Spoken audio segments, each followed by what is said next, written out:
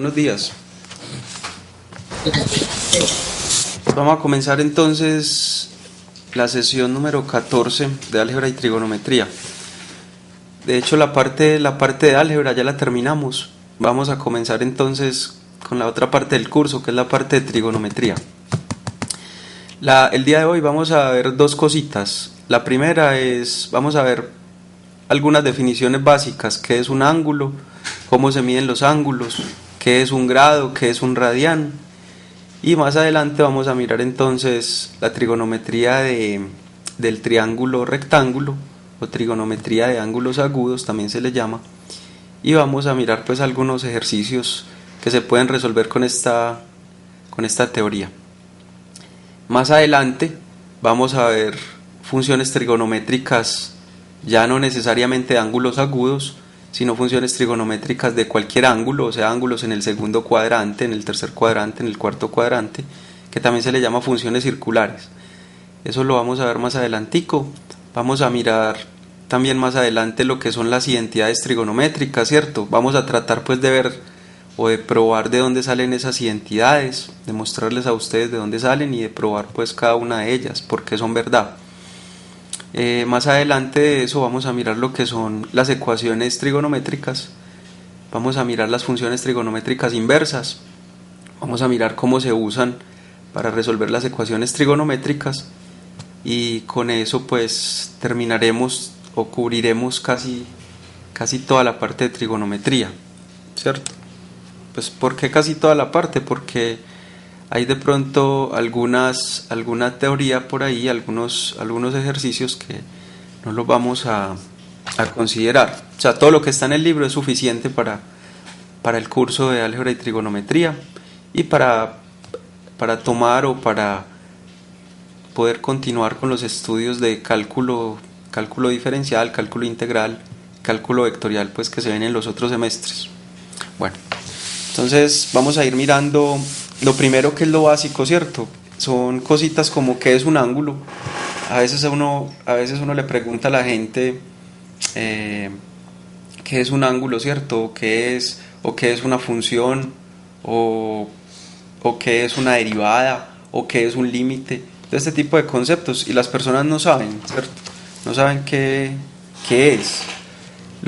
En matemáticas, cuando uno está estudiando matemáticas, o cuando está estudiando cálculo, cuando está estudiando pues álgebra y trigonometría, hay un aspecto muy importante del conocimiento, y es tener claro el concepto.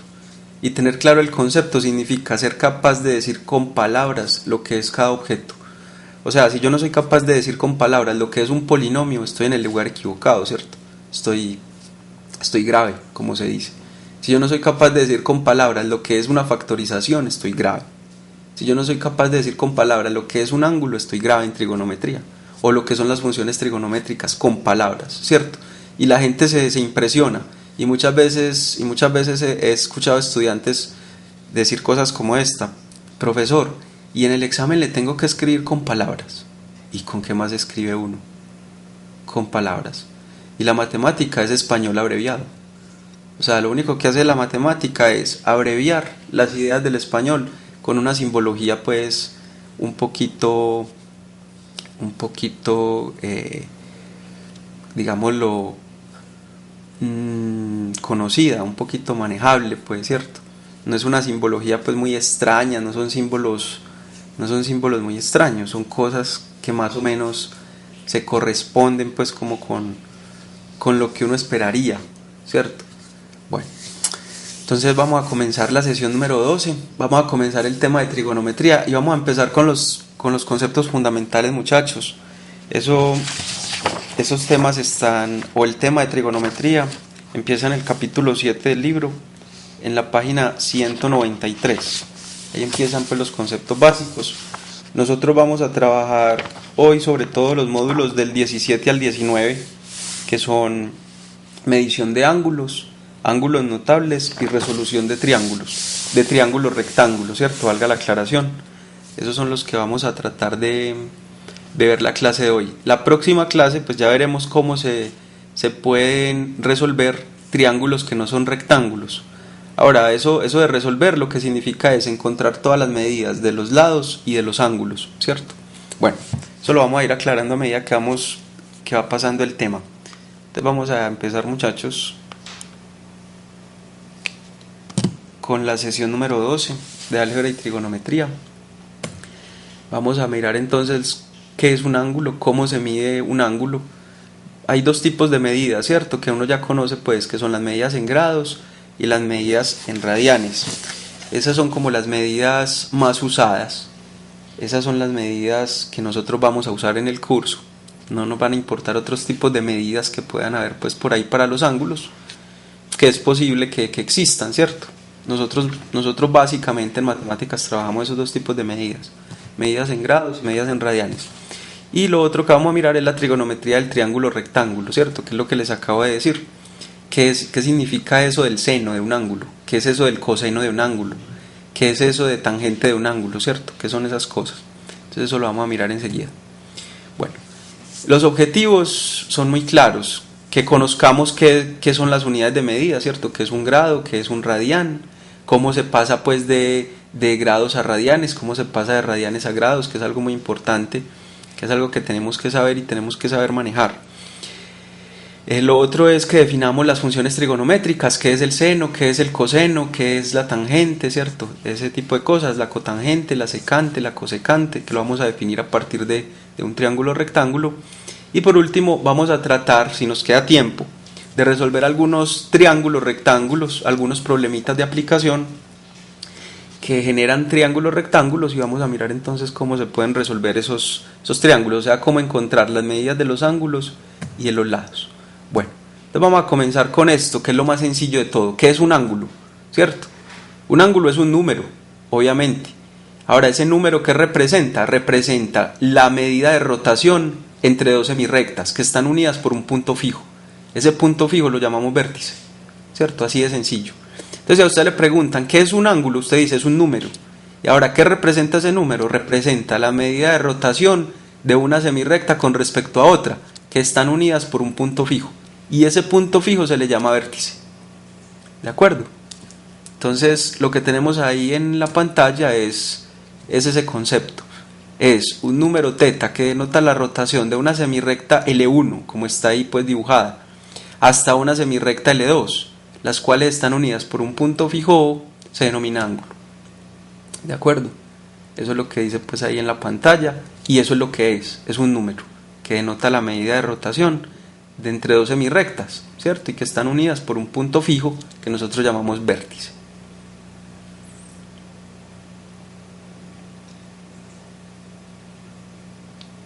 Ok, vuelvo y repito, muchachos, esto está pues en el capítulo 7, en la página 193. Recuerde que estas clases de álgebra y trigonometría las estamos montando a la plataforma para que ustedes las miren. Ahí nos falta todavía algunas sesiones por montar, que son las del capítulo 2, pero que por problemas de espacio pues en el servidor no hemos podido colocar, pero estamos en ese proceso. Muy bien. Entonces, este es el concepto pues más sencillo, ¿cierto? Que es más sencillo y que uno tiene que tener claro. Si usted le preguntan qué es un ángulo, usted dice es un número que mide una rotación entre dos semirrectas unidas por un punto fijo. Ya, pare de contar. ¿De acuerdo? Eso es lo que es un ángulo. Muy bien, vamos a seguir. ¿Cómo se le llaman a esas cositas? Esas cositas tienen nombre, ¿cierto? El punto O, por ejemplo, es lo que nosotros llamamos el vértice del ángulo. La recta L1 es lo que llamamos el lado inicial del ángulo. La recta L2, o sea, donde termina la rotación, es lo que nosotros llamamos el lado terminal del ángulo, el lado final. Y por último, muchachos, si uno conoce tres punticos, por ejemplo, el punto A que está en la recta L1, el punto B que está en la recta L2, si uno conoce esos tres punticos, uno también puede denotar el ángulo, ¿cierto? También lo puede escribir así, con este símbolo. Este símbolo pues que es el ángulo formado por A o B. ¿De acuerdo? Así también se puede denotar. O sea, usted lo puede denotar como el ángulo θ o como con este simbolito, que es como una especie de menor. Pero fíjese que no es exactamente el símbolo de menor. ¿cierto? Porque este está, pues, este es un poquito, la recta de abajo es una recta horizontal para este símbolo. En cambio, En Euclidiana aparece con como una lunita atravesada. ah, sí, es otra forma, es otra forma. Aparece un semiarco, ¿cierto? Parece como un semiarco. Esa es otra forma de denotarlo. Sí, hay muchas notaciones. Hay muchas notaciones para los ángulos. Estas son como las dos más conocidas. En álgebra, en geometría euclidiana, uno utiliza también la que es con un semiarco, que está tocando las dos rectas. Bueno, ahí está, muchachos. Esto pues es conocido por todos. Espero que así sea. Vamos a seguir avanzando un poquito. Ahí hay ejemplos de ángulos, ¿cierto? En el primero pues está el ángulo que va midiendo la rotación desde L3 hasta L4, que sería este. En el segundo ejemplo tenemos un ángulo que está midiendo la rotación desde L6 hasta L5, que sería todo este grande, ¿cierto?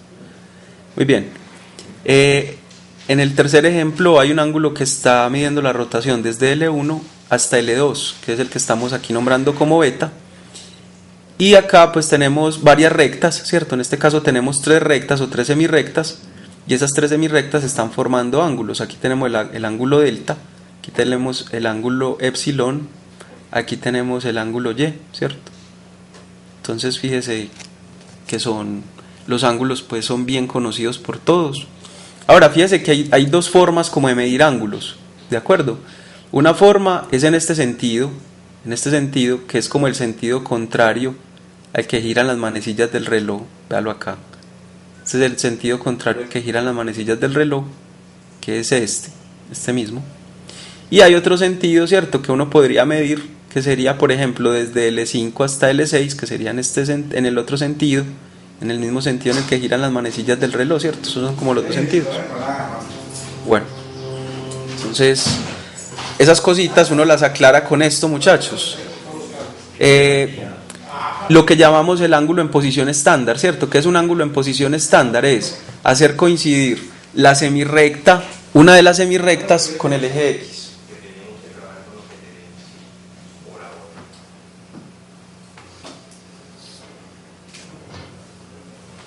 Hacer coincidir una de las semirrectas con el eje X, ¿cierto? Eso es lo que nosotros llamamos ángulo en posición estándar.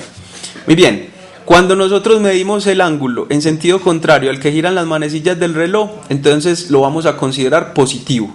Vuelvo y repito, cuando consideramos el ángulo o la rotación hecha en sentido contrario al de las manecillas del reloj, vamos a considerar el ángulo positivo, ¿de acuerdo? Y lo vamos a considerar negativo cuando la rotación se hace en el mismo sentido en el que giran las manecillas del reloj, ¿de acuerdo? Entonces eso es lo que llama ángulo en posición estándar. Es hacer coincidir una de las semirrectas con el eje X, ¿cierto? Con el eje X positivo, obviamente. Cuando hacemos coincidir una de las semirrectas con el eje X positivo, entonces lo que llamamos ángulo en posición estándar. En ese caso, el vértice está coincidiendo con el origen de coordenadas, que sería este puntico de acá, ¿cierto? Entonces el vértice coincide con el origen, uno de los lados, en este caso el lado inicial, coincide con el eje X positivo, ¿cierto?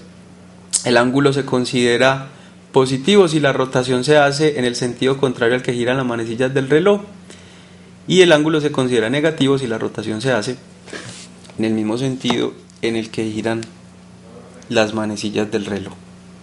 Bueno, a uno se le generan muchas dudas la primera vez que uno está estudiando trigonometría, ¿cierto?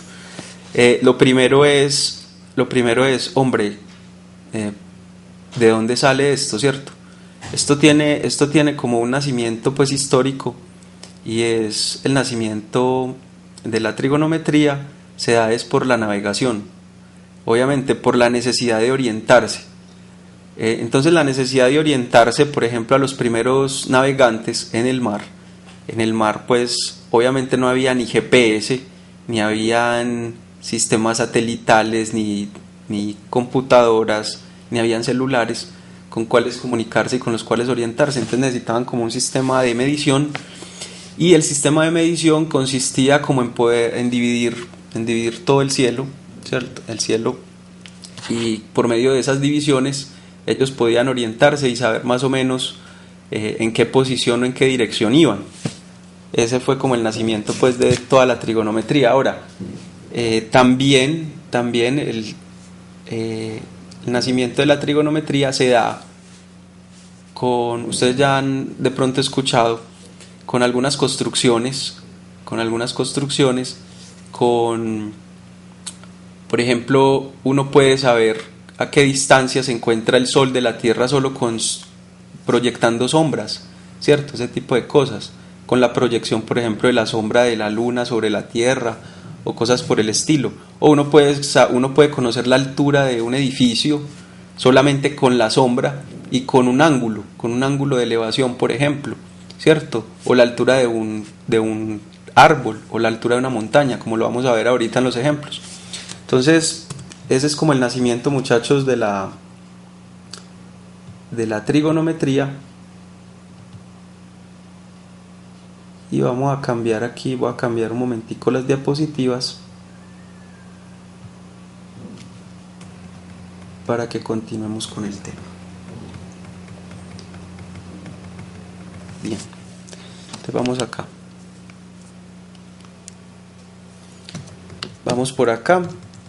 Estos son ejemplos pues de algunos ángulos en posición estándar, esos que aparecen en la parte de abajo, ¿cierto?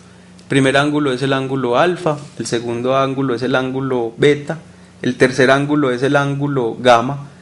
Y en esos tres ejemplitos, muchachos, hay dos ángulos que son positivos. Fíjese y verá, el ángulo alfa y el ángulo gamma, o sea, el primero y el tercero son positivos. ¿Por qué? Porque lo estamos considerando en el sentido contrario al que giran las manecillas del reloj, mientras que beta lo consideramos negativo. ¿Por qué? Porque está girando en el mismo sentido en el que giran las manecillas del reloj, o la rotación se considera en el mismo sentido en el que giran las manecillas del reloj.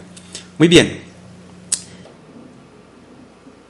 ¿Qué es un grado, cierto? Esto de pronto no se ve muy claro, pero un grado, muchachos, un grado se obtiene cuando dividimos toda una vuelta completa o toda una rotación completa en 360.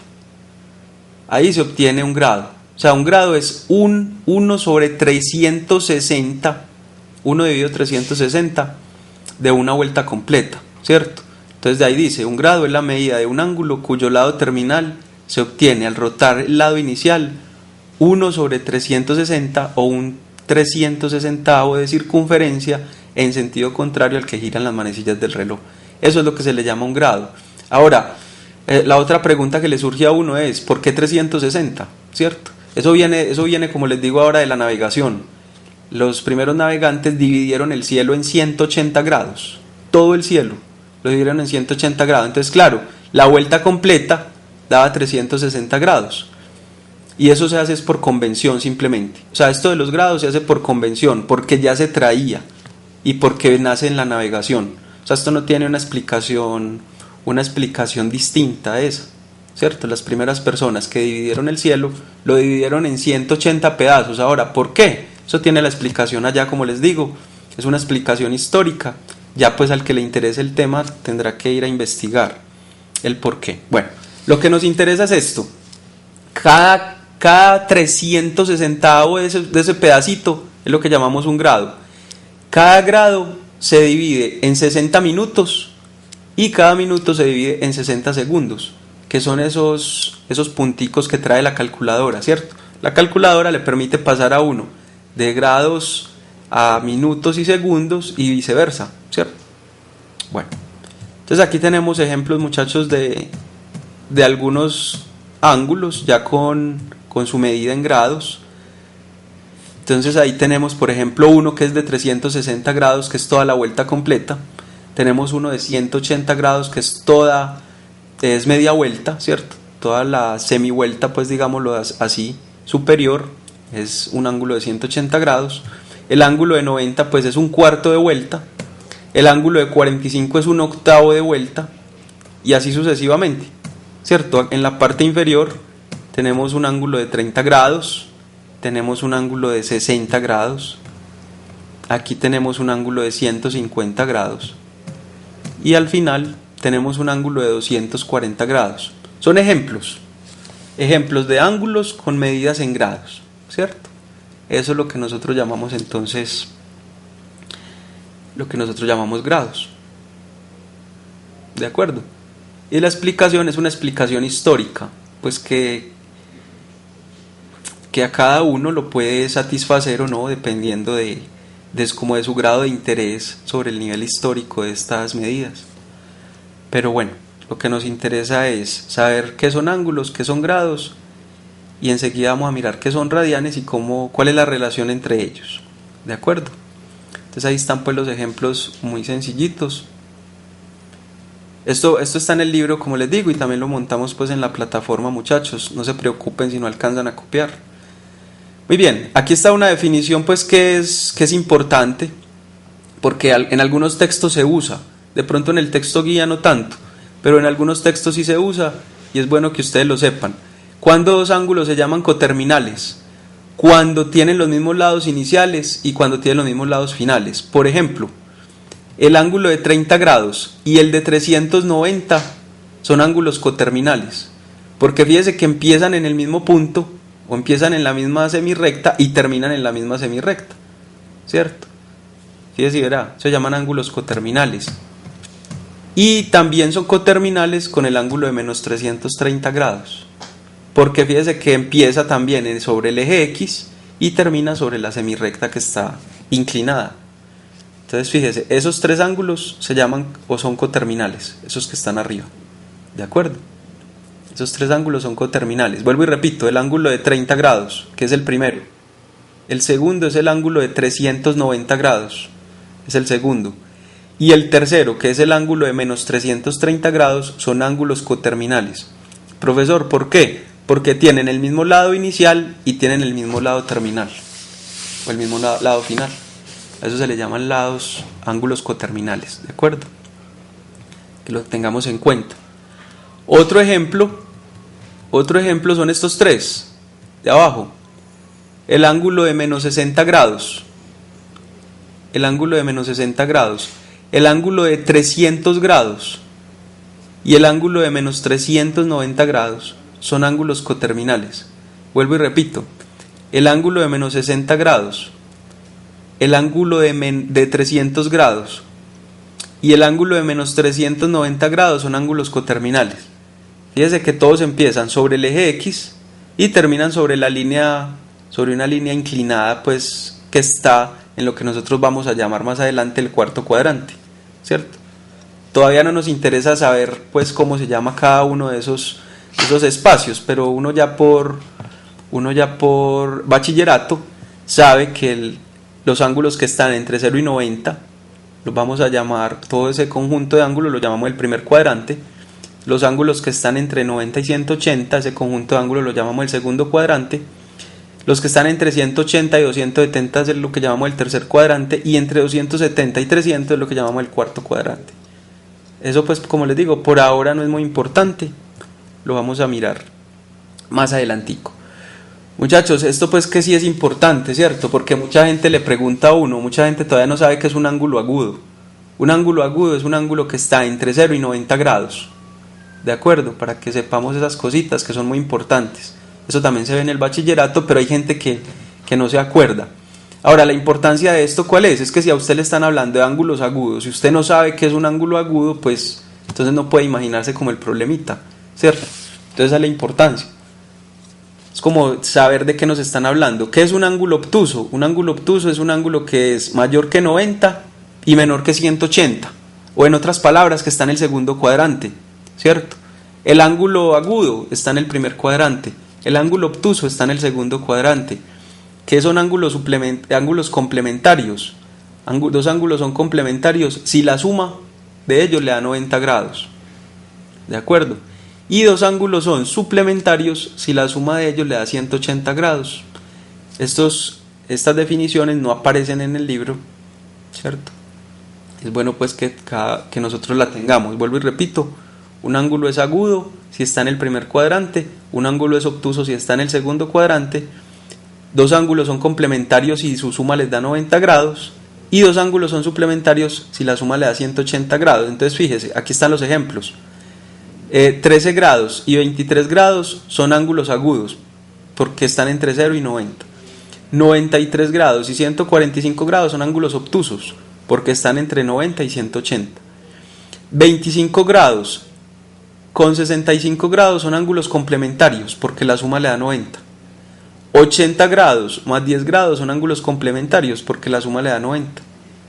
25 grados más 155 grados le da 180 grados, o sea que estos dos ángulos son suplementarios. Y 80 grados con 100 grados le da 180, o sea que los ángulos son suplementarios. Muy bien. Como les digo, son cositas, son nombres que hay que ir sabiendo para saber de qué nos están hablando, muchachos. Muy bien. Entonces fíjense que aquí tenemos pues una serie de ángulos y nosotros podemos decir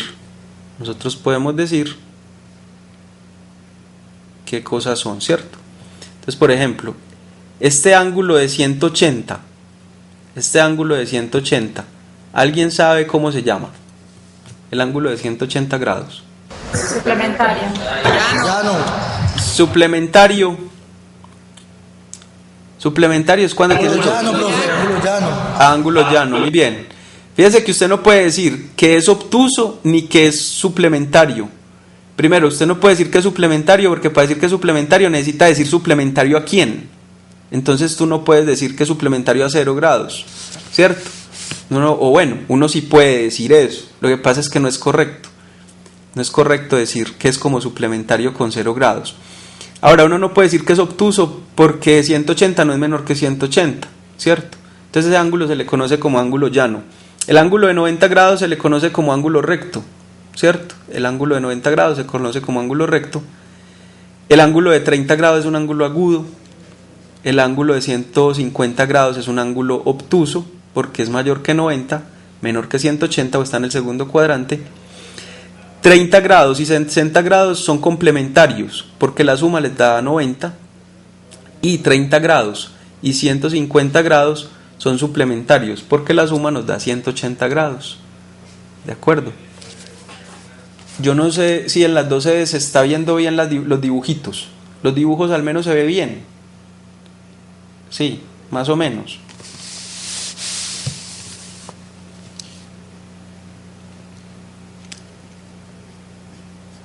Bueno, yo les voy mostrando, muchachos. En el primero está el ángulo llano, el de 180 grados. En el segundo dibujo está el ángulo recto, el de 90 grados.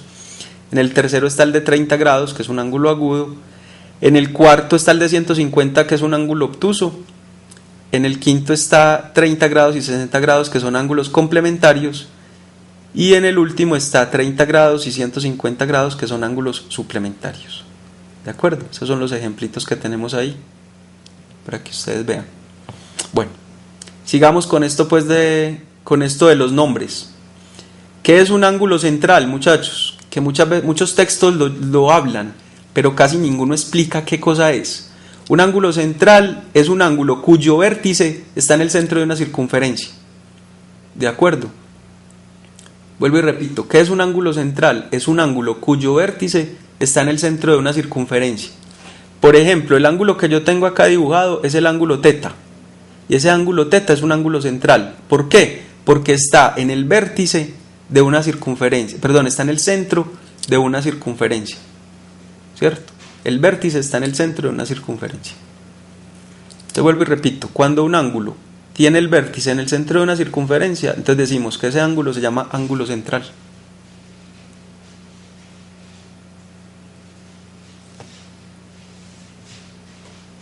Muy bien. La letra O es lo que llamamos pues el centro de la circunferencia o el vértice del ángulo, que viene siendo lo mismo en este caso. R es lo que llamamos el radio de la circunferencia. Teta es lo que llamamos el ángulo central. Y fíjese lo que está en rojito. Lo que está en rojito es este arco que va desde A hasta B. Ese arco, muchachos, nosotros lo llamamos arco que subtiende a teta. Vuelvo y repito, este arco que va desde A hasta B y que está en rojo, lo llamamos arco que subtiende a teta. Así se le llama.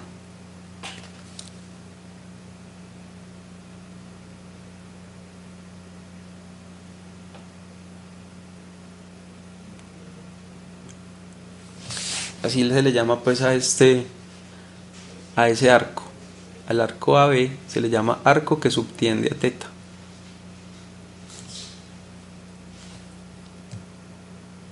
Muy bien. Y entonces viene una definición pues muy importante, ¿cierto? Una definición muy importante, que es lo que nosotros conocemos como un radián. ¿Qué cosa es un radián? Es la medida de un ángulo central subtendido por un arco de la misma longitud que el radio de la circunferencia, muchachos. Vuelvo y repito, un radián es la medida de un ángulo central que tiene un arco de la misma longitud igual o que está subtendido por un arco de la misma longitud igual al de la circunferencia, donde está pues donde se encuentra inscrito. El texto guía lo tiene un poquito diferente, la definición de radián, pero es solo cuestión de palabras. En esencia viene siendo lo mismo y está en la página 199. En el texto guía le muestran a usted la circunferencia, le muestran un ángulo central y le muestran el arco S, ¿cierto? El arco que subtiende al ángulo alfa. Si tienen el libro, en la página 199 está la definición de radián. Y le dicen a usted, alfa es igual a S sobre R, y le dicen que un radián va a ser cuando ese arco valga R. Pero fíjese que en esencia es lo mismo.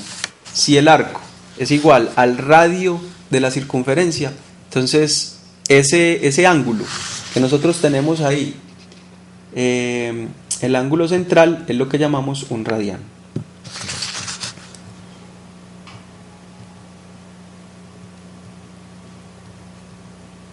Entonces, observen, muchachos, observen la última parte de la diapositiva. Ese arco que nosotros vemos acá es lo que llamamos un radián.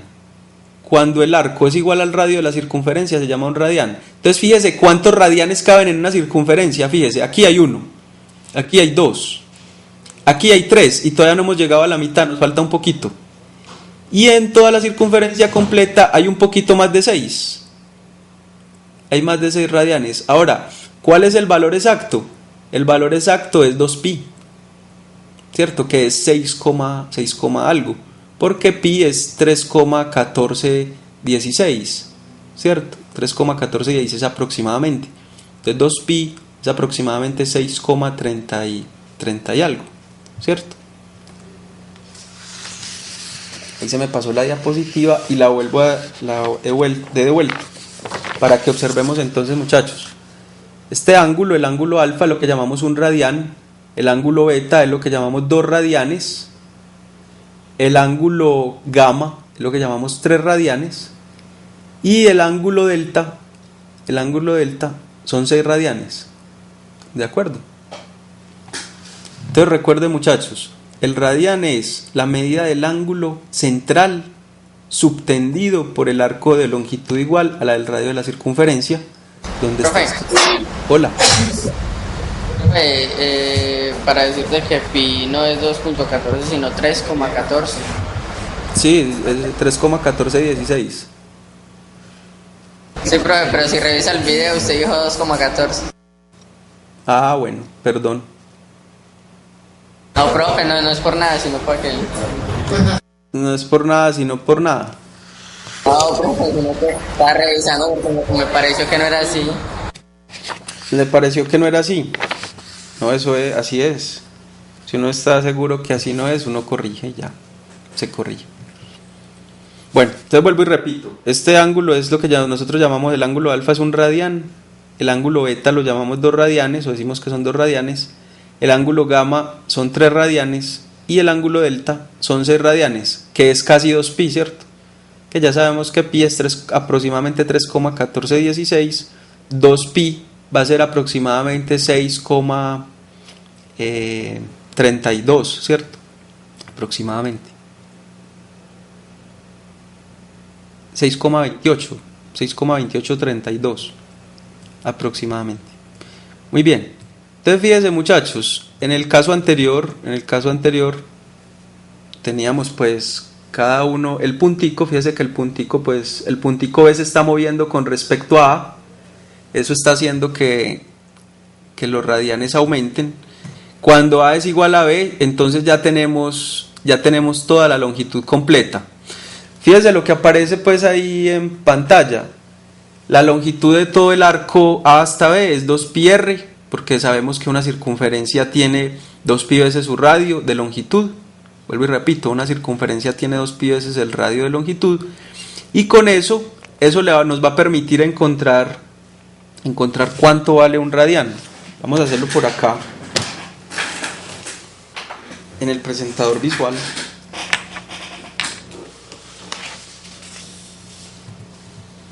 Acá en el presentador visual uno se da cuenta cuál es como el análisis que se hace. El análisis que se hace es el siguiente.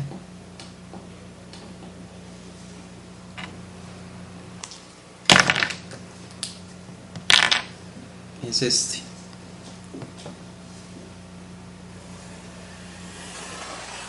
Entonces supongamos que tenemos una circunferencia de radio R. Esta circunferencia de radio R, pongámosla así. Por acá tenemos el puntico A. Entonces, profesor, ¿qué es un radián? Un radián es la medida de este ángulo alfa, cuando la longitud de este arco es igual, cuando la longitud de este arco, desde A hasta B, es igual al radio de la circunferencia. Entonces, este alfa es lo que llamamos un radián.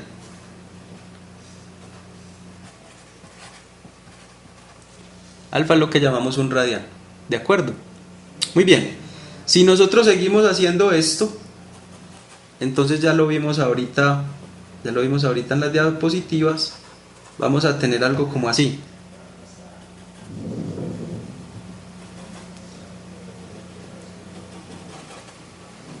Vamos a tener algo como así.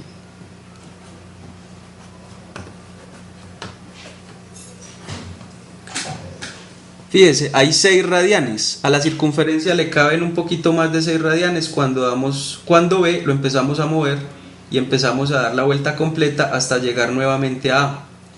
Entonces, ¿qué es lo que pasa? Si A es igual a B, nosotros sabemos que la longitud de toda la circunferencia, o sea, del arco A, B, la longitud de toda la circunferencia es 2π por r. La longitud de toda la circunferencia es 2π por r.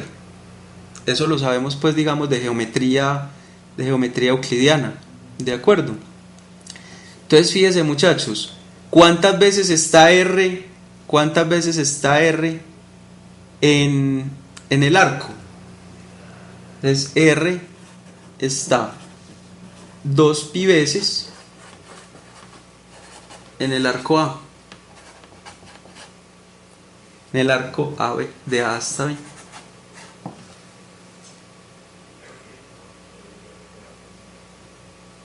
Ahora, profesor, ¿por qué R está está 2π veces? Porque fíjese que usted pasa a dividir la longitud, usted pasa a dividir 2π entre la longitud del arco y le da el radio.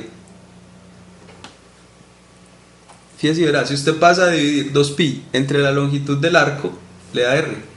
Entonces por eso el radio está 2π veces en el arco A, B. Muy bien.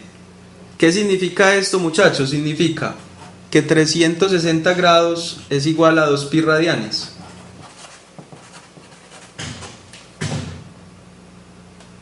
Porque nosotros sabemos que la vuelta completa medida en grados es 360.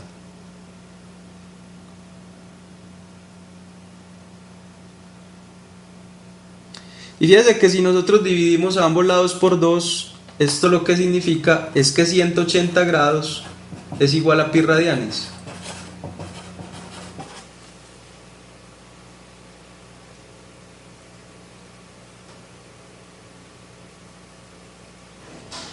Y fíjense, muchachos, que con esta igualdad le permite a usted pasar de grados a radianes y de radianes a grados, aplicando una regla de 3. Muy sencilla.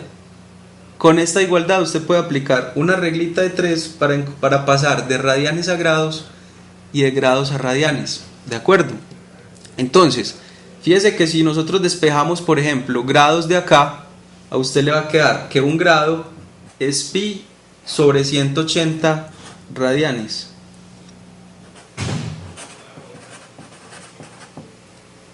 Y si usted despeja radianes del lado derecho, le queda que un radián es 180 sobre pi grados.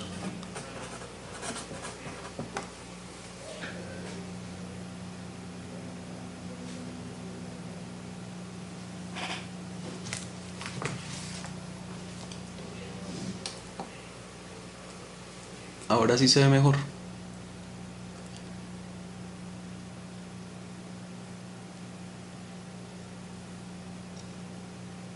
Entonces fíjese, muchachos, profesor, me están dando grados y quiero pasar a radianes. Entonces multiplico por pi sobre 180. Profesor, me están dando radianes y quiero pasar a grados. Entonces multiplico por 180 sobre pi. ¿Sí está claro? Profe, un compañero tiene una pregunta. Sí. ¿Cómo se puede calcular el valor de alfa en grados? Precisamente lo que estamos diciendo. Mira, si vas a pasar de radianes de grados a radianes, entonces multiplicas por pi sobre 180. Si vas a pasar de radianes a grados, multiplicas por 180 sobre pi.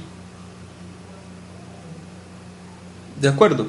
Entonces, una forma, ¿cómo puedo encontrar yo el valor de alfa? En radianes, ¿cierto? O en grados, perdón. ¿Cuántos grados tiene un radián? Fíjese que lo puedo encontrar de acá. O lo puedo encontrar de acá, ¿cierto? Que ya está hecha la reglita de 3. 180 dividido pi, ¿cuánto le da eso? ¿Cuánto le da 180 dividido pi? Da 57 grados, 144 segundos. Exactamente, aproximadamente 57 grados. Ahí está. Ahí está la respuesta a tu pregunta. ¿Cuántos grados hay en un radián? 57 grados. O sea, el valor de alfa en grados es 57.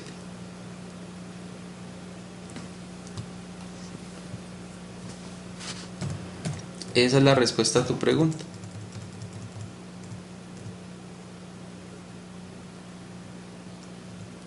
Entonces lo que tengo aquí, muchachos, en la diapositiva, después de hacer este análisis es, ¿cómo paso de grados a radianes? Multiplico por pi sobre 180. ¿Cómo paso de grados a radianes? Multiplico por pi sobre 180. ¿Cómo paso de radianes a grados? Multiplico por 180 sobre pi. Entonces fíjese en estos ejemplos. Vamos a mirar algunos ejemplos. Digamos, a usted le piden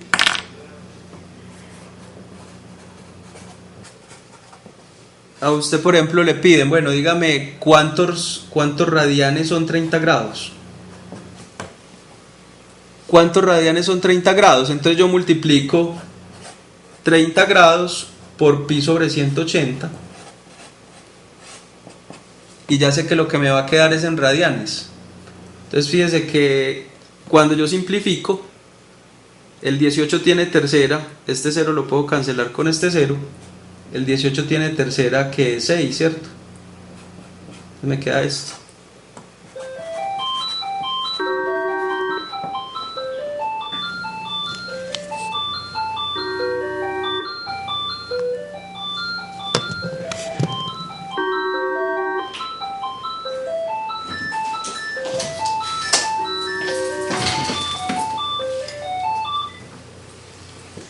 Muy bien, esto en el caso entonces en que vamos a pasar, muchachos, de radianes, de grados a radianes.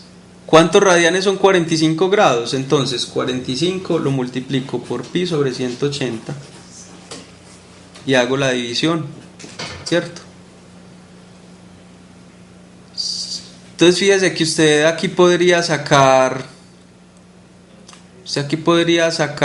usted sabe que 45 por 2 es 90 y que 90 por 2 es 180, o sea que 45 de 180 es 4.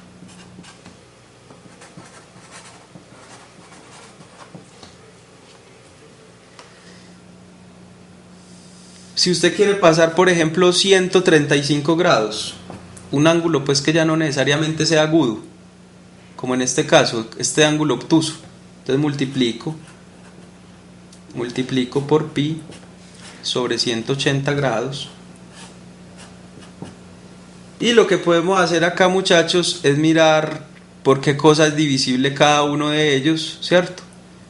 Es mirar por qué cosa es divisible cada uno de ellos.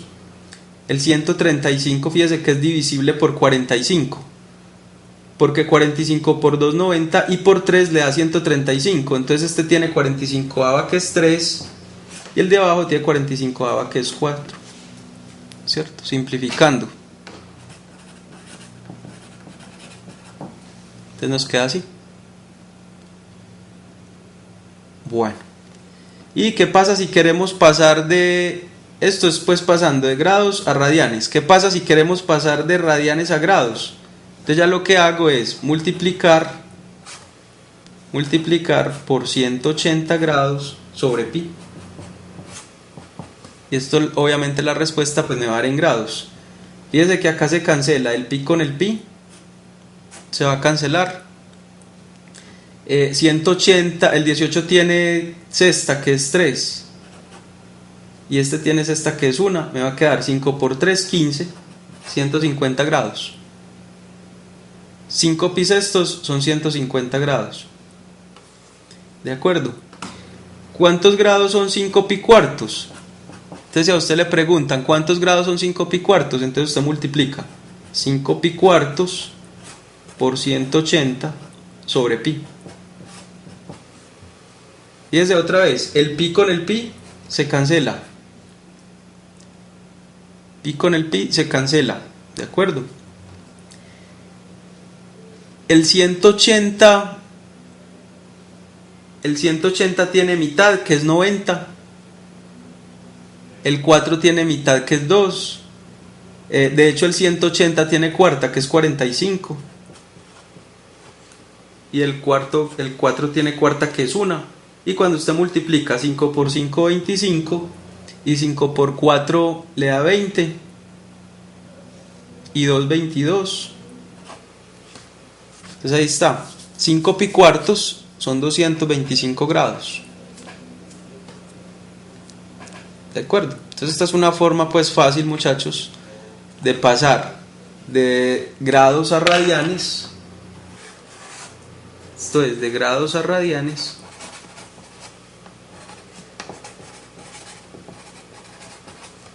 Y de radianes a grados.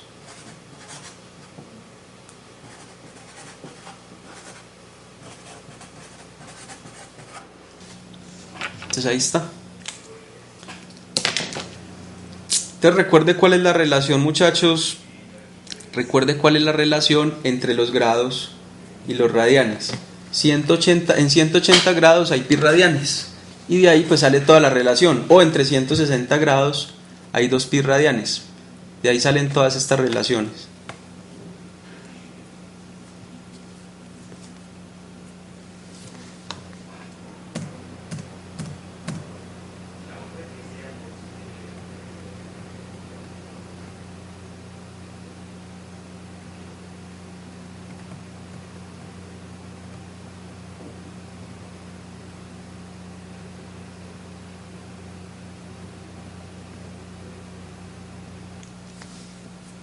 Listo, muchachos, ya escribimos.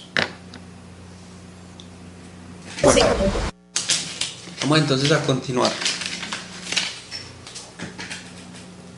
¿Qué es lo que nosotros llamamos longitud de arco? Entonces, esto pues es otra definición. Supongamos que tenemos un ángulo central. o sea, un ángulo cuyo vértice está en el centro de una circunferencia. Supongamos que este es el ángulo θ. Y supongamos que esta circunferencia tiene radio r.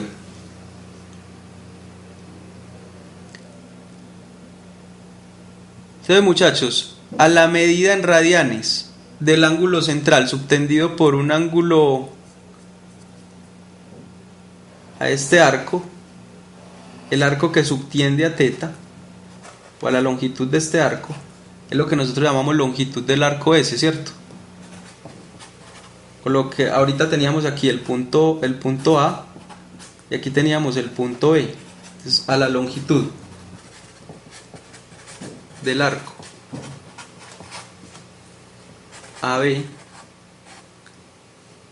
se le llama longitud de arco.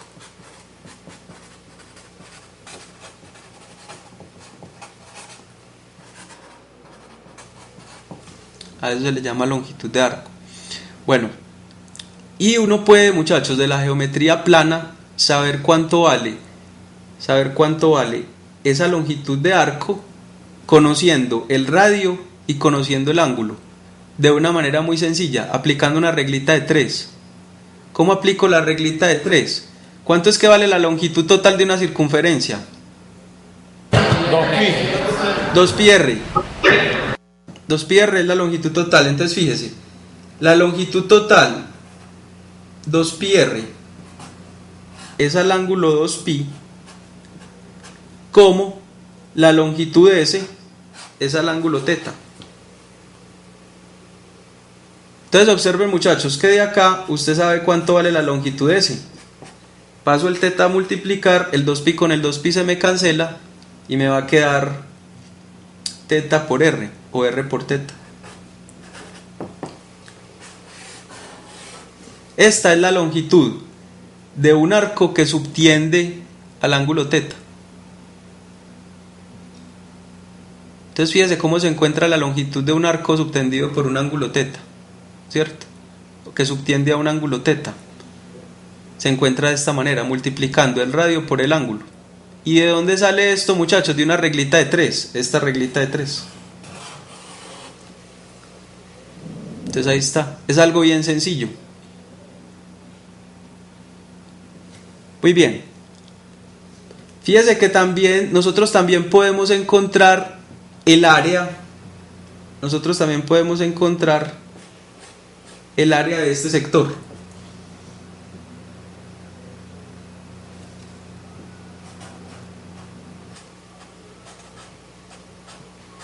Vamos a llamarla así.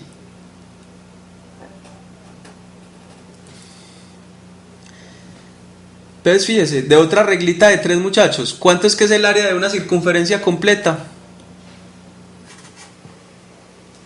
¿Cuánto es el área de una circunferencia completa? 2πr. Ni cerquita. ¿Cuánto es el área de una circunferencia completa? 2πr a la 2. Pi por r al cuadrado. ¿De acuerdo? Entonces, muchachos, pi por r al cuadrado es el área de la circunferencia completa, o sea, cuando el ángulo vale 2pi, el área de este sector va a ser entonces cuando el ángulo es θ. Fíjese que de acá nosotros tenemos que el área de ese sector circular, pasando el θ a multiplicar y cancelando pi con pi, va a ser r cuadrado por θ sobre 2. Ahí está, el área de un sector circular.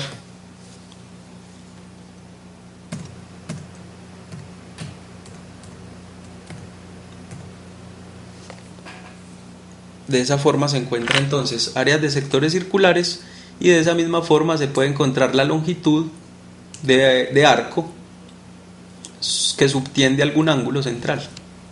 Pues ahí está. Esta es lo que nosotros llamamos la longitud del arco. Y este es lo que llamamos área del sector circular.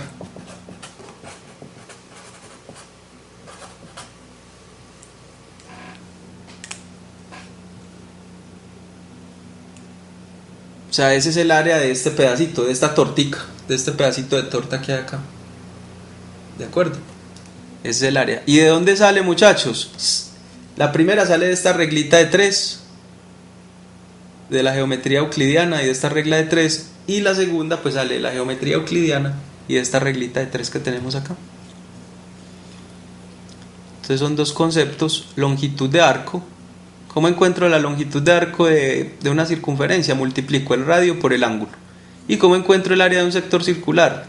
Elevo al cuadrado el radio, multiplico por el ángulo y lo divido por 2. ¿De acuerdo? Muy bien.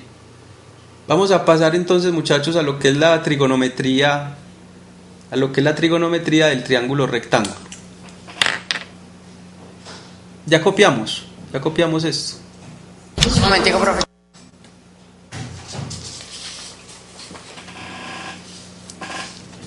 Ok.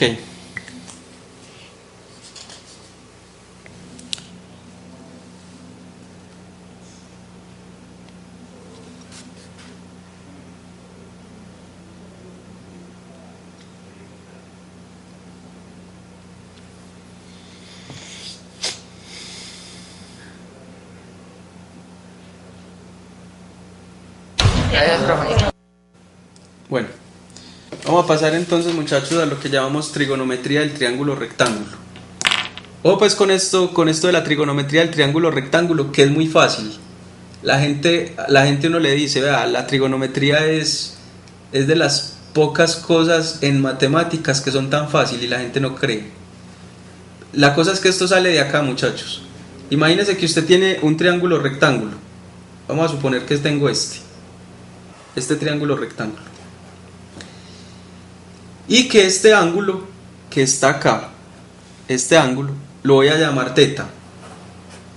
En principio no me importa si ese ángulo es positivo o si es negativo. En principio no me importa. Yo voy a suponer que es positivo. Ahora voy a suponer, y el ángulo tiene que ser menor que 90 grados, porque recuerde de la geometría euclidiana que los ángulos interiores de un triángulo suman ¿cuánto?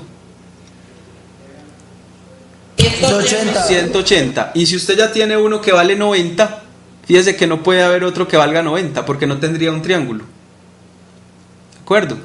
Entonces este tiene que ser menor que 90. Entonces ahora observen una cosa, muchachos.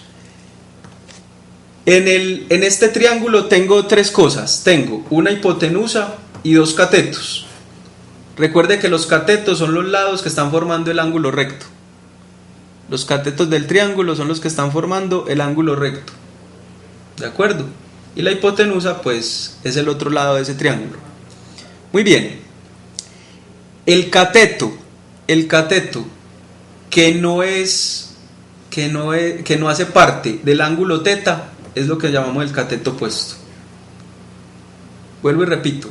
El cateto que no hace parte del ángulo θ lo llamamos el cateto opuesto. Y el otro cateto que sí hace parte, o sea que puede ser el lado inicial o puede ser el lado terminal, ese nosotros lo llamamos el cateto adyacente. Vuelvo y repito. El cateto que no hace parte del ángulo θ lo llamamos cateto opuesto. Y el cateto que sí hace parte, o sea que es el lado terminal o el lado inicial, lo llamamos cateto adyacente. Muy bien. ¿Qué son las funciones trigonométricas, muchachos? Son cocientes de estas tres cosas que tenemos acá. Entonces fíjese, ¿qué es por ejemplo el seno del ángulo? El seno del ángulo se define como el cociente. Entonces el seno del ángulo se define como el cateto opuesto dividido la hipotenusa. Exactamente lo que me dijiste. ¿Qué es el coseno del ángulo? El coseno del ángulo es el cociente entre el cateto adyacente sobre la hipotenusa. ¿Qué es la tangente del ángulo? La tangente del ángulo va a ser el cateto opuesto dividido el cateto adyacente.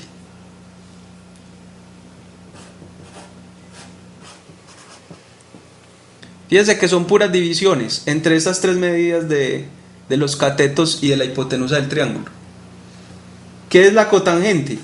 La cotangente va a ser la división entre el cateto adyacente sobre el cateto opuesto. ¿Qué va a ser la secante de un ángulo? La secante del ángulo va a ser la hipotenusa sobre el cateto adyacente. Y por último, ¿qué va a ser la cosecante del ángulo? Va a ser la hipotenusa dividido el cateto opuesto. Esas son las 6 funciones trigonométricas, muchachos, del ángulo teta. Esas son las 6 funciones trigonométricas del ángulo teta. El seno, el coseno, la tangente, la cotangente, la secante y la cosecante. Y es así de sencillo. Y la gente cree que esto es una cosa pues extremadamente difícil, y no lo es. Estas son las 6 funciones trigonométricas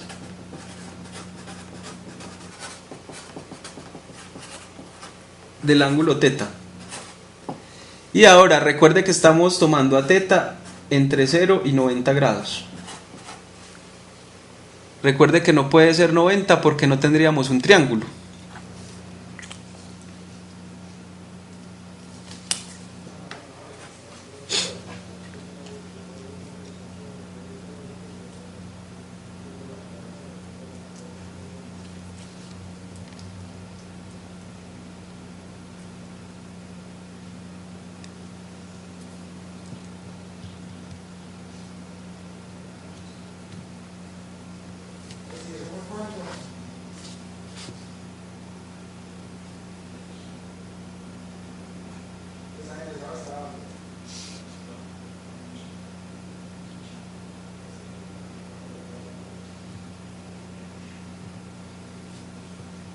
Bueno, muchachos, acabaron de copiar las funciones trigonométricas. ¿Sí? Ok. Esas son las 6 funciones trigonométricas, muchachos. Son puras divisiones. Son puras divisiones que nosotros tenemos ahí. Bueno. Observen algunas identidades. Algunas identidades. ¿De dónde salen?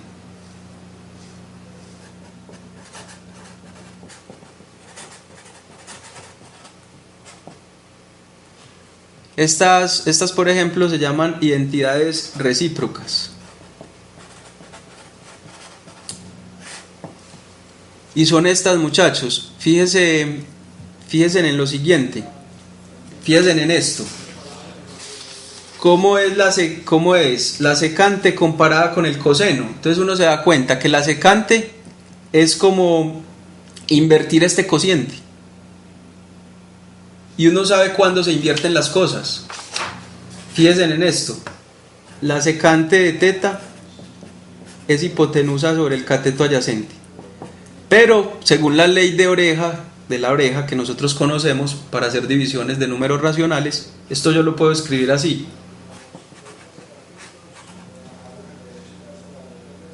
¿Sí o no? Según la ley de la oreja. Yo lo puedo escribir así. Pero fíjense, muchachos, que lo que tengo en el denominador, según las definiciones que teníamos, es el coseno. Entonces de aquí nos sale la primera identidad y es, la secante es 1 sobre coseno. Ahí sale la primera identidad. La segunda identidad recíproca es la cosecante, fíjese que es hipotenusa sobre el cateto opuesto. Y por la ley de extremos y medios, o la ley de la oreja, esto se puede escribir así. Y cateto opuesto sobre hipotenusa es el seno. Entonces tenemos la segunda identidad, y es que la cosecante es el inverso multiplicativo del seno, o es 1 sobre seno. Muy bien. ¿Qué cosa es la cotangente? Fíjense que la cotangente es cateto adyacente sobre el cateto opuesto, y según la ley de la oreja yo puedo escribir esto así: cateto opuesto sobre cateto adyacente, 1 sobre cateto opuesto sobre cateto adyacente. Pero el cateto opuesto sobre el cateto adyacente es la tangente. Entonces la cotangente de teta es el inverso multiplicativo de la tangente. O en otras palabras, la cotangente de teta es 1 sobre tangente de teta.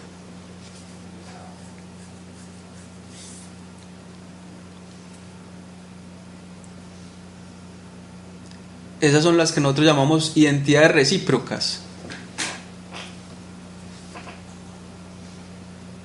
Y son bien sencillas pues de deducir, ¿cierto? Otra identidad que es muy sencilla de deducir, muchachos, es la identidad para la tangente. O sea, fíjese qué cosa es el seno sobre el coseno. El seno sobre el coseno, el seno es cateto opuesto sobre hipotenusa. El coseno es cateto adyacente sobre hipotenusa. Y cuando aplico la ley de la oreja, me va a quedar cateto opuesto por hipotenusa sobre cateto adyacente por hipotenusa. La hipotenusa con la hipotenusa se cancela, me queda cateto opuesto sobre cateto adyacente, y cateto opuesto sobre cateto adyacente lo que habíamos llamado tangente. Entonces de aquí sale la otra identidad que ustedes ya conocían, y es que la tangente es el seno sobre el coseno, o que también se puede definir como el seno sobre el coseno.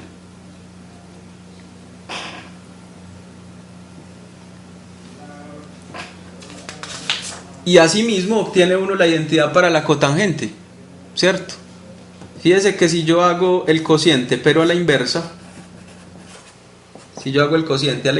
esto va a ser cateto opuesto, cateto adyacente sobre hipotenusa, dividido cateto opuesto sobre hipotenusa, y aplicando nuevamente ley de oreja, voy a tener cateto adyacente por hipotenusa sobre cateto opuesto por hipotenusa. Esto es cateto adyacente sobre cateto opuesto, y habíamos dicho que esto era la cotangente. Ahí está la otra identidad, es muy sencilla, ¿cierto? Entonces la cotangente es coseno sobre seno. Muy bien, esas son las identidades como fundamentales, las más sencillitas. ¿De dónde salen las otras identidades? Vamos a mirar por lo menos de dónde salen la que llamamos identidades pitagóricas. Fíjese que el nombre lo dice, identidades pitagóricas, porque estamos hablando de un triángulo rectángulo. Entonces, si son identidades pitagóricas es porque hay que usar el teorema de Pitágoras. ¿De acuerdo? Muy bien. Observemos la primera, muchachos. Recuerde cuál era el triangulito que estamos trabajando. Este es el triangulito donde sacamos las 6 funciones trigonométricas. Entonces, recuerde lo que dice el teorema de Pitágoras. El teorema de Pitágoras dice: el cuadrado de la hipotenusa es la suma de los cuadrados de los catetos. Esto es lo que dice el señor Pitágoras, ¿cierto? Esto. El cuadrado de la hipotenusa es la suma de los cuadrados de los catetos. Es el teorema de Pitágoras.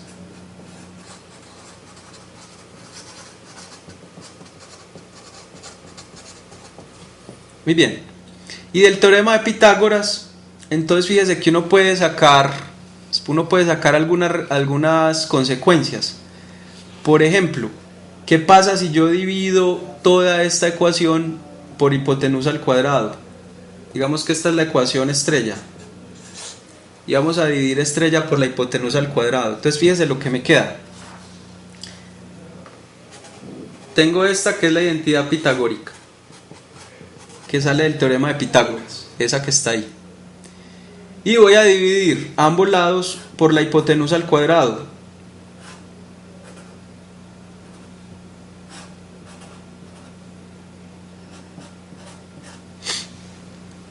Entonces observen una cosa, muchachos. En el lado izquierdo me quedó un 1. Y en el lado derecho, según lo que hemos visto de potenciación, como aquí tengo el cociente de 2 cuadrados, el cociente de 2 cuadrados es el cuadrado del cociente. Esto es lo mismo que tener cateto opuesto sobre hipotenusa, todo al cuadrado, más cateto adyacente sobre hipotenusa, todo al cuadrado. Y observen, ¿qué cosa es el cateto opuesto sobre la hipotenusa? Es lo que nosotros llamamos el seno del ángulo. ¿Y qué cosa es el cateto adyacente sobre la hipotenusa? Es lo que nosotros llamamos el coseno del ángulo. Y ahí tenemos la primera identidad pitagórica, la más famosa de todas. Esta es la identidad más famosa de todas. Seno cuadrado de teta más coseno cuadrado de teta igual a 1. seno cuadrado de teta más coseno cuadrado de teta igual a 1. Entonces esto, para no estar escribiendo todos esos paréntesis, uno lo escribe de esta manera: seno cuadrado de teta más coseno cuadrado de teta igual a 1. Es lo que nosotros llamamos la identidad fundamental.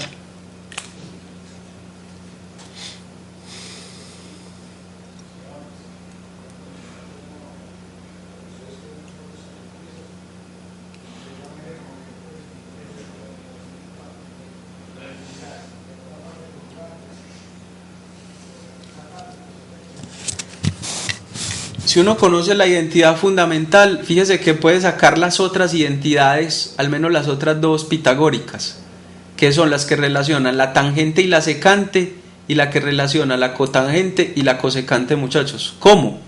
Muy sencillo. ¿Qué acabamos de hacerle al teorema de Pitágoras acá? Lo dividimos por la hipotenusa al cuadrado.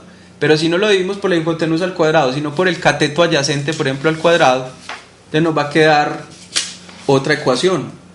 O si lo dividimos por el cateto opuesto al cuadrado, nos va a quedar otra ecuación. Entonces observen esta otra. Si nosotros conocemos esta identidad fundamental, nosotros de acá podemos sacar las otras dos identidades pitagóricas. ¿Cómo? ¿Qué pasa si yo divido ambos lados por el seno al cuadrado? Entonces fíjese lo que me queda así.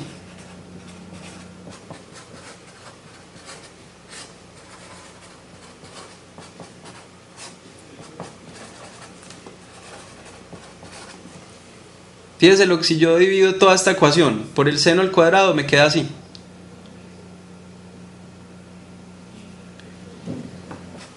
Fíjese que aquí tengo un 1. Y coseno sobre seno, habíamos dicho que era ¿qué cosa? Cotangente. Cotangente. Y 1 sobre seno, habíamos dicho que era la cosecante. Entonces fíjense que acá tengo la otra identidad trigonométrica, es 1 más coseno sobre seno cotangente cuadrado de teta es igual a 1 sobre seno, y 1 sobre seno es la cosecante al cuadrado de teta. 1 sobre seno al cuadrado es la cosecante al cuadrado de teta. Entonces tengo la segunda identidad trigonométrica.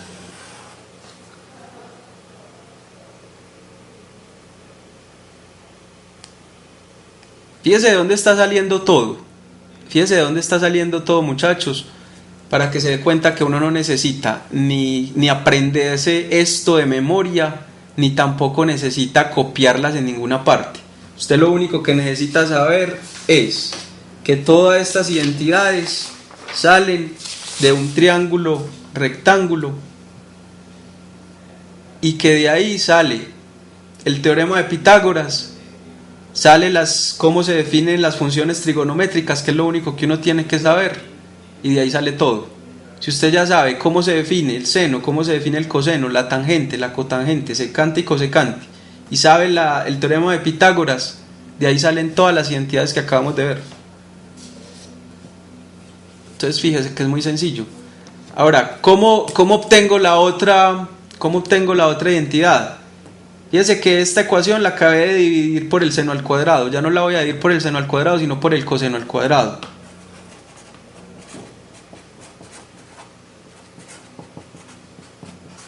Entonces voy a dividir por coseno al cuadrado a ambos lados.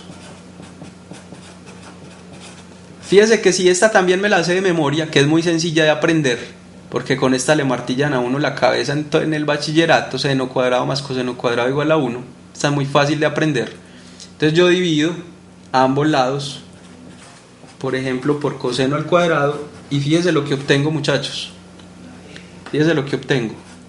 Aquí tengo seno sobre coseno, todo al cuadrado, según las leyes de potenciación. Aquí tengo coseno sobre coseno, 1. Y aquí tengo 1 sobre coseno, todo al cuadrado, según las leyes de potenciación. Y fíjese lo que encontré, seno sobre coseno es tangente, más 1 igual a 1 sobre coseno, que es la secante, al cuadrado. Y encontré la otra identidad pitagórica. 1 más tangente cuadrado de teta es igual a secante cuadrado de teta.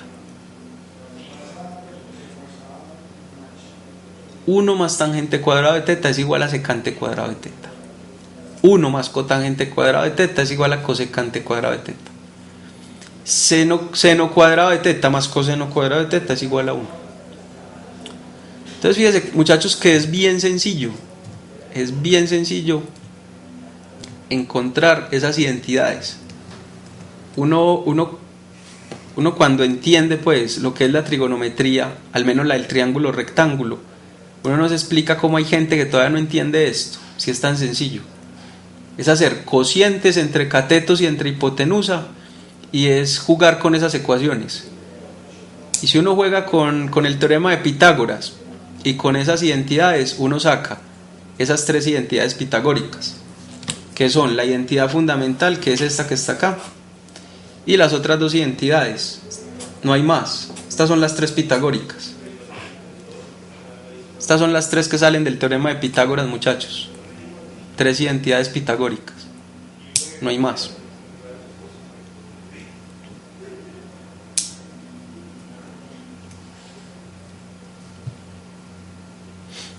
Bueno, vamos a empezar a hacer entonces un ejemplito un poquito más aplicado que lo que acabamos de hacer, que es más bien teoría, que esa teoría que tenemos ya es suficiente para trabajar algunos ejemplos. Entonces observe esto. A usted le dicen lo siguiente, dado... Hola. ¿La puedo devolver?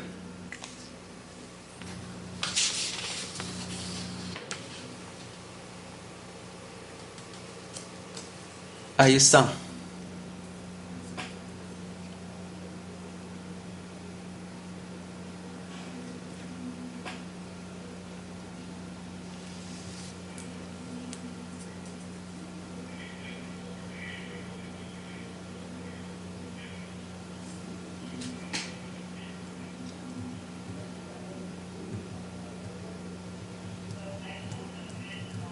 Profe, ya, gracias.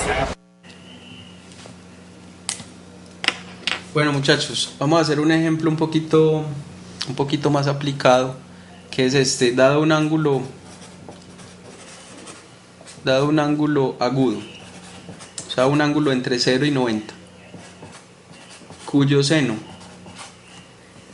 es 3/5, determine los valores de las demás funciones trigonométricas.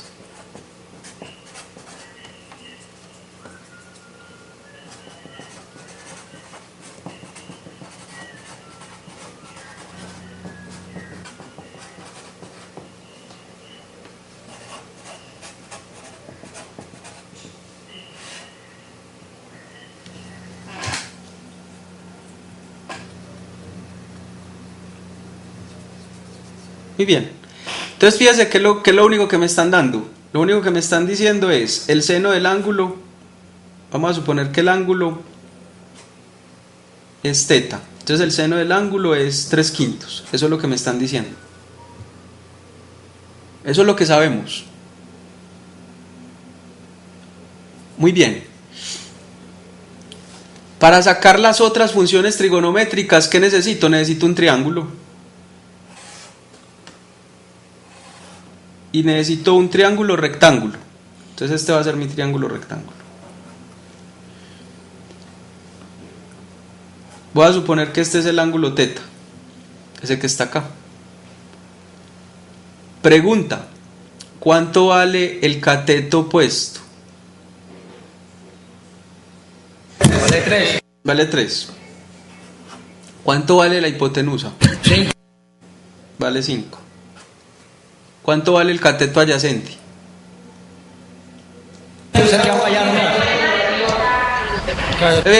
Fíjese que en principio no sabemos cuánto vale el cateto adyacente. Tenemos que usar el teorema de Pitágoras, ¿cierto? Para encontrarlo. Entonces fíjense, muchachos, que el cateto adyacente al cuadrado va a ser la hipotenusa al cuadrado menos el otro cateto al cuadrado, según el teorema de Pitágoras. Paso a restar el otro cateto al cuadrado. Entonces me va a quedar que el cateto adyacente al cuadrado va a ser 25 menos 9. O sea que el cateto adyacente al cuadrado va a ser 16. O sea que el cateto adyacente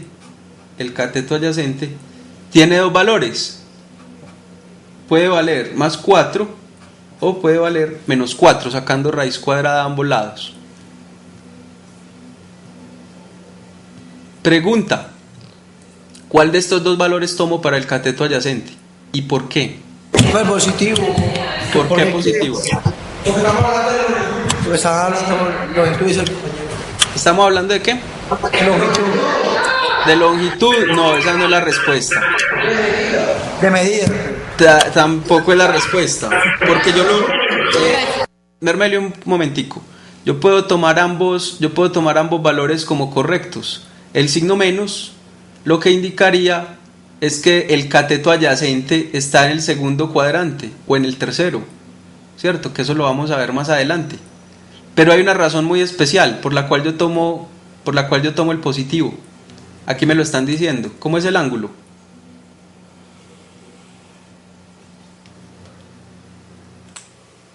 Agudo. ¿Qué significa que el ángulo sea agudo? Menor de 90. Que es menor de 90. O sea, que ¿en qué cuadrante está? En el primer cuadrante, ¿de acuerdo? Y si está en el primer cuadrante es porque el cateto adyacente es positivo. ¿De acuerdo, muchachos? Entonces ambos se podrían tomar. El negativo si es que estamos hablando del segundo o del tercer cuadrante. Y el positivo si estamos hablando del primero o del cuarto. Y en efecto estamos hablando del primero, porque nos están diciendo que el ángulo es agudo. Entonces, como el ángulo es agudo, tomamos... Como el ángulo es agudo, o sea que el ángulo está entre 0 y 90, tomamos el cateto adyacente como el 4 positivo. Muy bien. Pregunta: ¿nos hace falta algo más para encontrar las otras identidades trigonométricas, las otras funciones trigonométricas? ¿Nos hace falta algo más? No. No. Dígame, ¿cuánto vale el coseno? ¿Cuánto vale el coseno del ángulo? 4 quintos. Vale 4 cateto adyacente sobre hipotenusa. O sea que vale 4 quintos. Muy bien, el seno ya lo tenemos. ¿Cuánto vale la tangente, muchachos?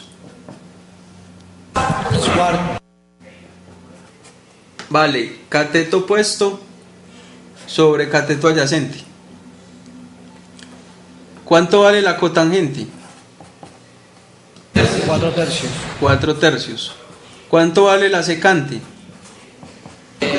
5 tercios. 5 tercios. ¿Cuánto vale 5 tercios? No. 5 cuartos. 5 cuartos, el inverso del coseno. ¿Y cuánto vale la cosecante? 5 tercios. 5 tercios. Es así, el inverso del seno. 5 tercios. Muchachos, fíjense que yo para hacer este problema no necesité calculadora, no necesité saber quién es el ángulo teta, ni siquiera. Ni siquiera nos interesó saber quién era el ángulo teta. Pudimos haber hecho todo pudimos trabajar todo el problema sin necesidad de saber quién era el ángulo. Y obviamente, pues, sin necesidad de... Otro compañero tiene una pregunta. Sí. Lo que pasa es que usted ha utilizado 2 veces el mismo ángulo de teta, o sea, también se puede colocar en la red para pronto que algún compañero tiene la duda que de pronto vaya a creer que solamente se lo va a ver. Teta puede estar en... Hombre, yo la verdad no te escuché porque estás como muy lejos del micrófono. No sé si alguien me puede transmitir tu pregunta. Que lo que pasa es que él dice que usted siempre pone el triángulo rectángulo con el ángulo θ hacia el lado izquierdo. Entonces que si por qué no hace también poniéndolo del lado θ hacia el lado derecho. Algún compañero se vaya a confundir. Que algún compañero se vaya a confundir. No entiendo, o sea, que no dibuje el triángulo así, sino que lo dibuje así. Sí, así.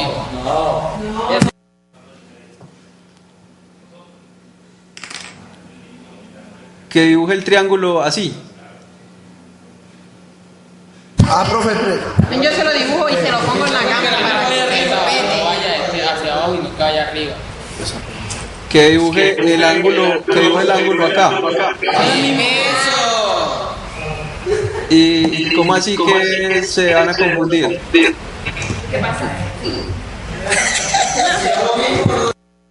Yo no entiendo por qué se van a confundir, porque aquí el cateto adyacente sería este, el cateto opuesto sería este, y la hipotenusa sería esta, y las funciones trigonométricas siguen siendo las mismas. El seno vale 3/5, el coseno vale 4/5, la tangente vale 3/4, la cotangente vale 4/3, la secante vale 5/4 y la cosecante vale 5/3. Sí, profe, ya, gracias. gracias, profe. Bueno, o sea, yo no veo pues que haya como ningún peligro a confundirse. Está muy claro quién es el cateto opuesto, está muy claro quién es el cateto adyacente. Y si uno tiene eso claro, pues las funciones trigonométricas salen de forma natural. Bueno, muchachos, para terminar, quiero entonces mostrarles cómo se puede... Hola. Al ejercicio. Por favor, devuelve la hoja del ejercicio, profe. Gracias. Para que sea lo mismo ya.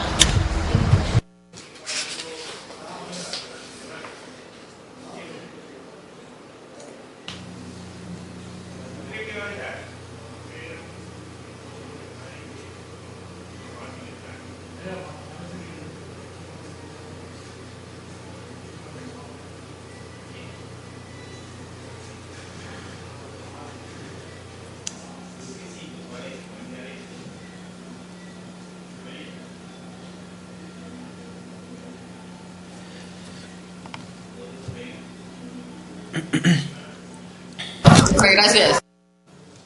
Listo. Bueno, para terminar, muchachos, quiero hacer un ejercicio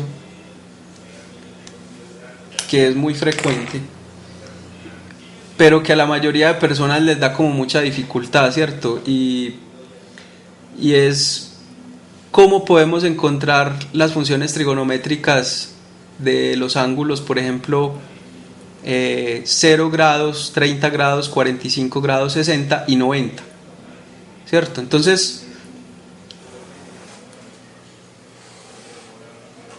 primero, recuerde que si nosotros tenemos 0 grados, aquí no hay triángulo. Entonces uno tiene que definir para el ángulo de 0 grados las funciones trigonométricas. Fíjese que usted puede pensar en que aquí había un triangulito, y que ese triangulito lo que hizo fue que esta longitud se volviera cada vez más chiquita. Si esta longitud se vuelve cada vez más chiquita, esto es el cateto opuesto. Fíjese que este pues es el ángulo de 0 grados, este es el que llamamos el cateto opuesto, este es el cateto adyacente, y esta es la hipotenusa. Fíjese que para 0 grados, muchachos, no hay triángulo, entonces uno ya tiene que dar las definiciones, obviamente. Uno tiene que volver a definir las funciones trigonométricas porque aquí no hay triángulo, ¿cierto? Entonces la pregunta es, ¿cómo se definen? Sencillo, uno puede pensar como si este cateto opuesto hubiera colapsado, o sea, como si yo hubiera empezado a acercar esta hipotenusa, la hubiera empezado a acercar cada vez más hacia el cateto adyacente, ¿cierto? Entonces fíjese que cuando el cateto opuesto vale 0, la hipotenusa es igual al cateto adyacente. ¿De acuerdo? Cuando el cateto opuesto vale 0, la hipotenusa es igual al cateto adyacente. ¿Sí está claro? Fíjense que yo lo bajo. Entonces, observen, muchachos.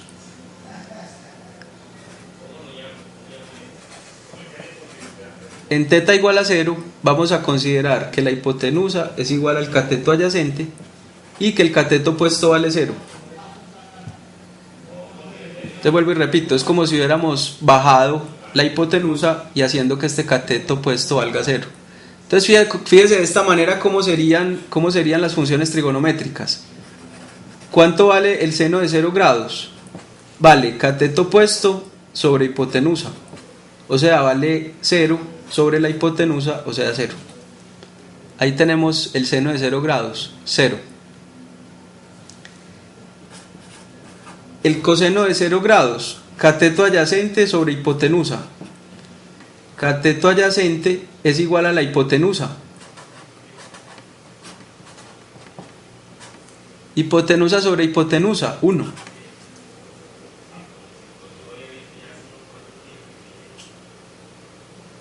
Entonces fíjese, seno de 0 grados, 0.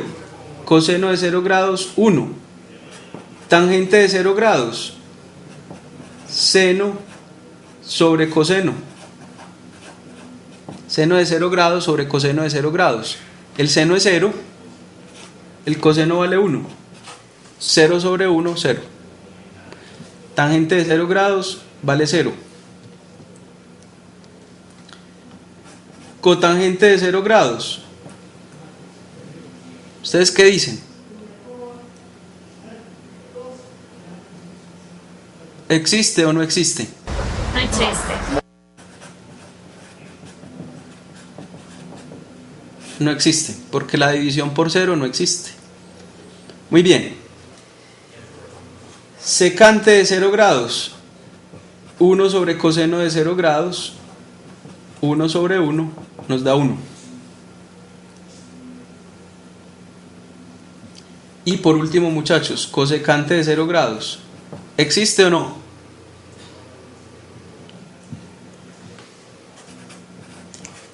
No existe. Porque la división por 0 no está definida. ¿De acuerdo?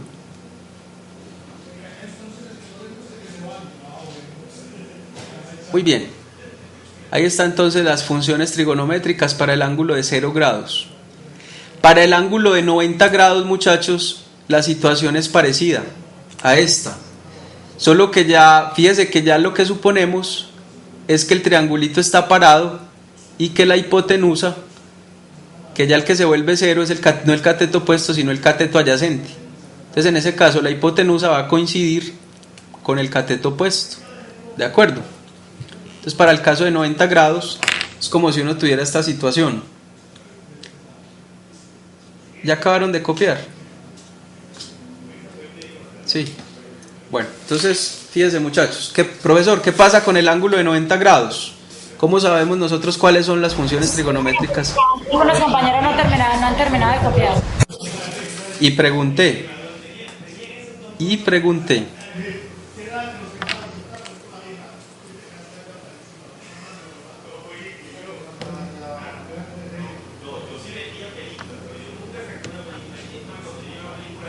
¿Listo? Muchachos.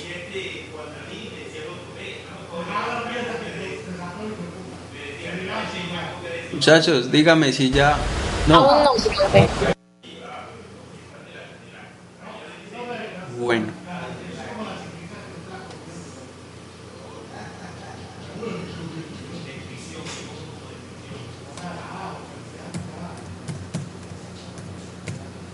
Nada,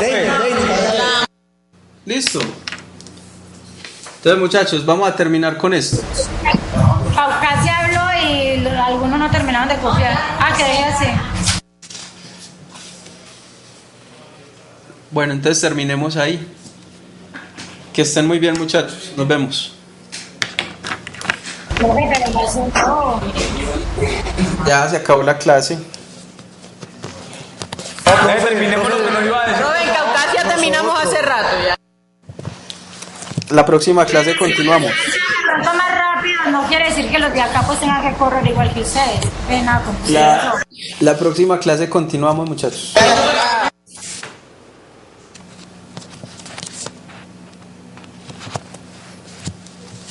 Gracias por la atención, nos vemos. Gracias, profe. Gracias, Puerto Berrío. Muchas gracias. Bueno, de nada, nos vemos. No es por eso, muchachos, sino que igual el tiempo ya se está acabando y la próxima clase podemos continuar.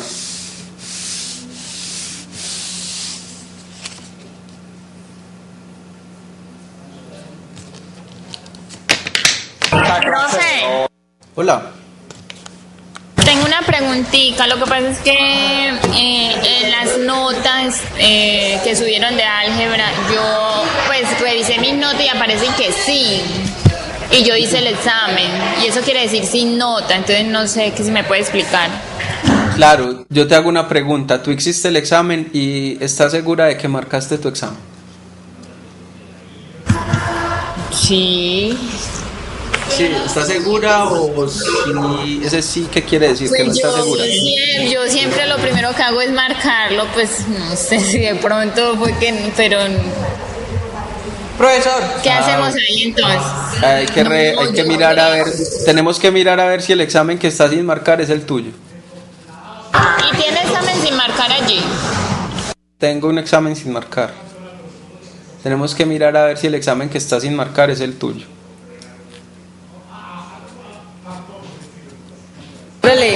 Profe. Hola. ¿Cómo está, profe? Bien, gracias. Profe, yo te hago una pregunta. Tus clases no aparecen en la plataforma, ¿cierto? ¿Cuáles clases? Las de esas que acabamos de dar. No, señor, las de fracciones parciales, las de logaritmos no aparecen. Porque se robaron el computador. Esas dos clases, sí, hubo un problema con esas dos clases. Fue por un robo que hubo en el computador donde se grababan esas clases. Profe, ¿y tú vas a montar la de hoy? Sí, la idea es montar todas las clases y también montar las diapositivas. Gracias, profe. Profe, venga, con cálculo, lo del tema del examen es hasta la clase de hoy. Cálculo. Hoy es álgebra. Cálculo. Sí, o sea, sí, para el parcial de cálculo, el segundo parcial. El segundo parcial, nosotros ya terminamos el tema. La profesora Nancy creo que va a hacer ejercicios ahora. Bueno, gracias, profe. Bueno, de nada. Profe, ¿y entonces cómo es conmigo? ¿Cómo hacemos? ¿Qué ¿Cómo solución? hacemos? Sí, para verificar si ese parcial que usted tiene ahí sin nombre es el mío. Tienes que revisarlo para saber si es el tuyo. ¿Dónde está, pues? Pero ya lo mandaron. No, tienes que revisarlo el sábado que yo vaya. Ok. ¿Y usted Bueno. los trae? Claro, ¿Usted los entrega? yo se los muestro para que los revisen, claro. Profe, ¿el quiz va a ser el sábado o el domingo? El quiz el sábado. Ok. Gracias. Bueno, de nada. Oye, una pregunta. Sí, Hay forma, por ejemplo, usted dice que esa clase de fracciones parciales se puede hacer, ¿cierto? Porque la paga. Entonces, para que usted no sé, como las diapositivas o algo para explicar bien sobre ese tema, porque ese punto puede caer en el quiz y eso es también. Se va para el quiz, va a caer en el quiz. No sé si en ese tema está como con la de acá. no te estoy escuchando. Lo que él dice que si hay forma de que monte unas diapositivas o algo porque ellos no entienden bien fracciones parciales. Como la clase se perdió. Y como la clase no quedó grabada por lo que usted acabó de manifestar, entonces que sí. Sí, claro. Sí, yo he tratado de montar, de hecho estoy tratando de montar y ahorita voy precisamente para la sala de sistemas para que me monten esa clase porque me parece que no tengo espacio. Yo ya voy para allá. Van a tratar de Va a ser montarla. punto para el quiz ya el sábado, el domingo acá en Puerto Berrío, también tema de parcial. Y con lo del, pues al menos yo con lo del libro no quedo bien. Es que porque hay unos Entonces, para la Que porque varios compañeros han tratado de ver las clases clases y varias clases no aparecen, la mayoría de las clases no aparecen. Es como aparece como hasta la del 1 de septiembre, pero hay otras clases profe que no están montadas en la plataforma. Sí, hay como 2 clases que se perdieron, pero voy a preguntar a ver las otras si ya se montaron, cuándo se van a montar. Pues la de hoy queda montada por ahí después de 2 horas, ¿cierto? Voy a preguntar, ya voy a preguntar eso. Es que yo no soy el encargado de montar esas clases, entonces no les tengo una respuesta. No, la otra vez. Para hoy que haya montado las diapositivas de las versiones parciales para estudiar para el sábado y Yo voy a tratar también, es que como les digo, yo no soy el encargado de manejar esos temas de sistemas.